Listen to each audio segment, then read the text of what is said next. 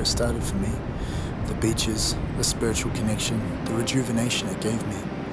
Maybe it was my mother from Mount Maunganui, a town 3 hours south of Auckland on the sunny east coast. Or the upbringing in a developing North Shore suburb where beaches were a 10-minute drive, if that. Memories with a large family during hot, laid-back Kiwi summers. Or was it the depression, the tackles of finding your way as a young male raised by a solo mum having his own addiction problems and panic attacks? Mental illness is becoming more of a familiarity.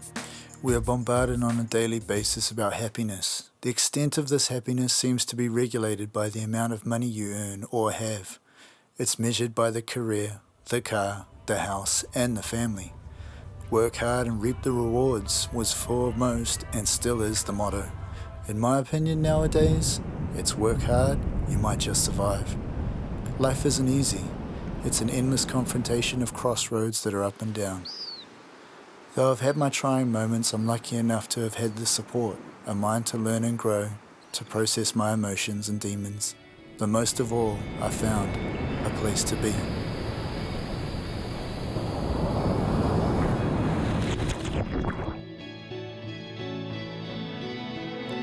Muriwai, a place many New Zealanders would call the Wild West Coast. It's a fair stretch of black sandy beach with ample room for all. There's something about our beaches, whether you're there early morning, midday or evening. Is it the fresh air with the Tasman sea salt spray from crushing waves, that heat at midday, or cool, silky volcanic sand between your toes in the evening? It's those things and more for myself. It's moving internally. It's an invisible force that's felt and freshens your perspective on life every time you come in contact with it. The first time I remember having a panic attack was around the age of 24. I was supposed to be getting ready for another day at uni. I was smoking my morning cigarette and my girlfriend was in the kitchen talking to the flatties. She had no idea what was happening inside me. I thought I was pretty good at hiding the short, sharp breaths my tight chest was allowing me. The inertia of a spinning head cluttered with sudden overwhelming thought and worry seeming like it had sprung out of nowhere. Without hesitation, goodbye sprung out of my mouth.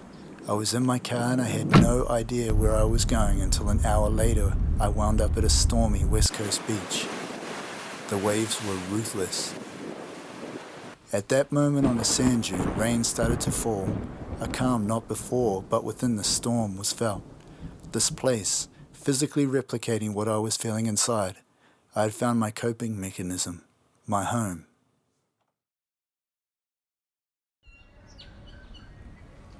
Fast forward a few years, I found myself at 33, at home, broke and falling into the worst depression of my life.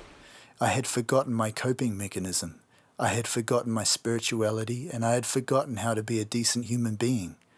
My years of drinking had stunted my emotional and mental growth of how to become a man and a functional human. I had lost myself, by no one else's fault but my own. I had lost my creative energy, my adventure and connection to the outdoors. I missed being creative. Mostly I missed sitting and connecting with the earth and sea. After a bout on antidepressants and finding that they weren't helping me process but more stunting the pain, I took a surfing lesson. It freed me. I slowly got back to the person I wanted and knew to be, adventurous, explorative and curious, hates rugby but loves all the adrenaline sports a human can do. It became more as I bought my first surfboard. It was a new addiction but a healthy one.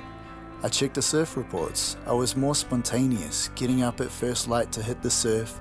It wasn't just the surf though, it was the urge to get back to that place that was making me feel so free, thoughtful and focused. Every time I stepped in that water I was calm. It was me and Mother Nature, nothing else mattered. Every worry was so small because against this force I was trying to work with, I was small in comparison and it was a comforting feeling. This connection was and is bigger than me. Creative is what I wanted to be and focused my energy into that. I decided to take a design course. In doing so, I found people responding to my art. Being creative was slowly becoming a reality. Part of the connection to this land and its wairua leaves me fulfilled and I respect it. I've seen this as a place we share. We are not here forever, so how can we own it? Maybe it's the ancestry that helps me build upon the connection to the lands I know is home and bring forth my spiritualism and creativity more. Muriwai would and has become my second home. From nights in the car sleeping to camping out, the clarity that it brings me when I'm there is so fulfilling and energizing.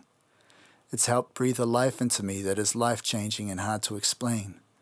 The path that it set me on, my worries being surrendered to its vast expanse and giving me the energy back to carry on. I found a love, I found a new life, I found me, I found my place to be.